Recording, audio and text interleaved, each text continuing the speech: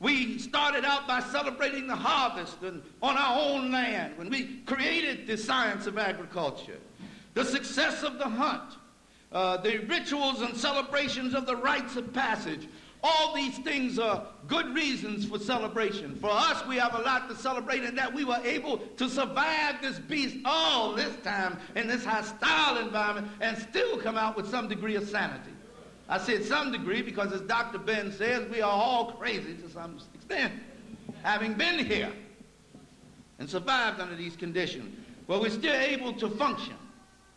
And also we celebrated so often victory over an enemy. But never in the history of the world have I ever heard of a people celebrating the victory of their enemies over them. Do you get my point here?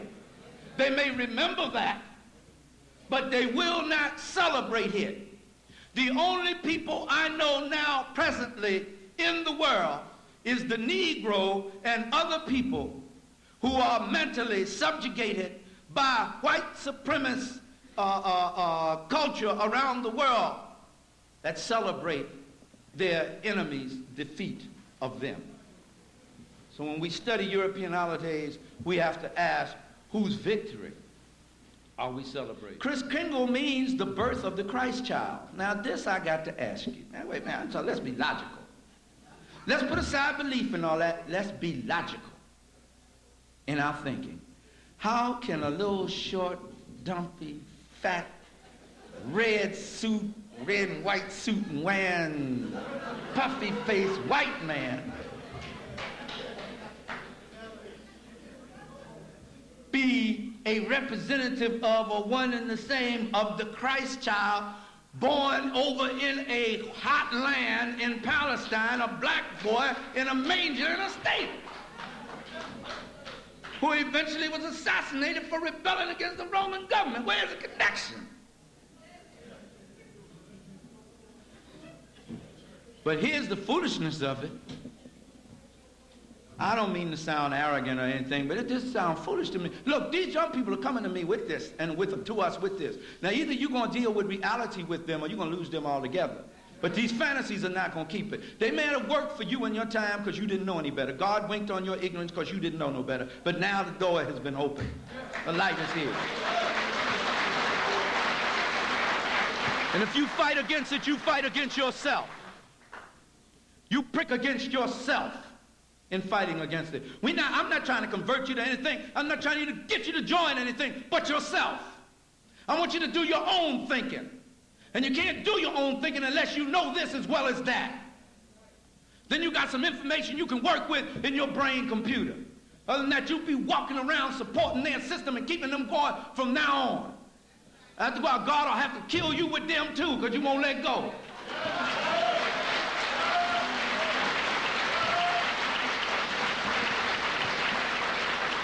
So he's going to get them. He and she going to get them. Ain't no doubt about that in my mind. I might not be allowed to see it, but they're going to get got.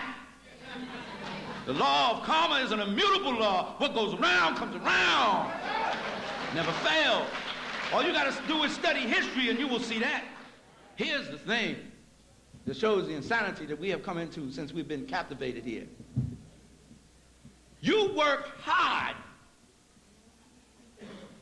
to get money, and you got to do it. You're compelled to do it. It's a sin against God if you don't do it. You offend the baby Jesus if you don't do it. Get this money.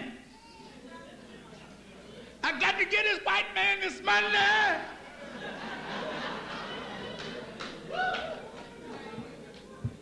And he put you in a state of panic and hysteria. There's only 20 days left to Christmas. Only 15 days left to Christmas. Oh, I gotta get this money. Oh.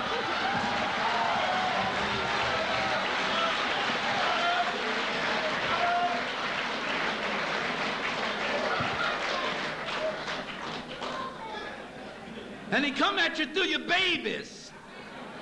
Because you know, black folks don't like to deny their babies nothing. It's hard to say no to your babies. And they lacking so much in the world today anyway, so you figure, at least I can give them this little bit of something. I know know what you're thinking now. Let me ask you something new. How in the name of heaven do you do all this? You got to work hard and 2 and 3 extra jobs and wrapping packages and maces and stuff. Spending money you ain't got.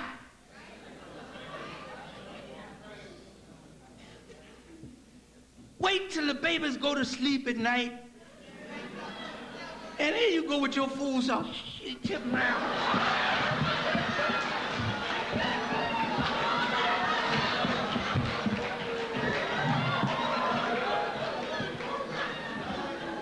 But you done hid somewhere.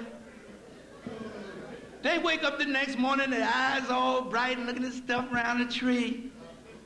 Come here, baby, look what Santa Claus done for you.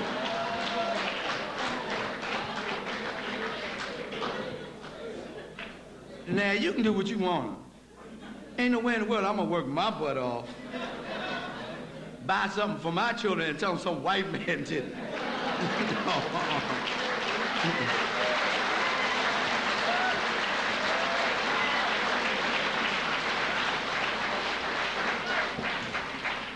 But here's a part of the mental genocide of that.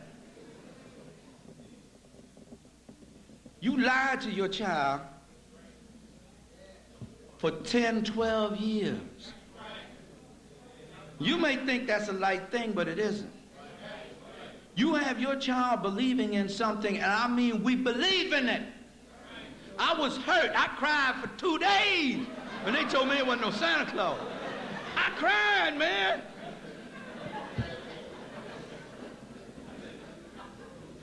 And I'm trying to figure out how can my mama, who's a beautiful woman, who loved me and worked hard, working in white folks' house, washing their clothes, and ironing their clothes, and rubbing their clothes and done, take care of me. How can she lie to me like that? And it establishes, if the child is not conscious, it establishes subconsciously a distrust. Time is running out. It establishes a distrust. And anything else you say. So now by the time they get to adolescence, you wonder why they don't trust what you say to them. You don't lie to them like that. For what? To give white folks the credit. You look at it and realize you have been living in a fool's paradise, so to get over that, you break out the bottle and have Christmas cheer. And then once you get that alcohol in you, and start thinking about you done spend money you don't have, thinking about how you're going to get your rent paid next month or your mortgage paid or feed your babies in January, then you resort to the ritual of busting each other upside the head. I don't know about you, but when I was coming up, I couldn't figure out why on such a beautiful day, when I had all these toys and it was so lovely and Santa Claus and Jesus and everybody had come,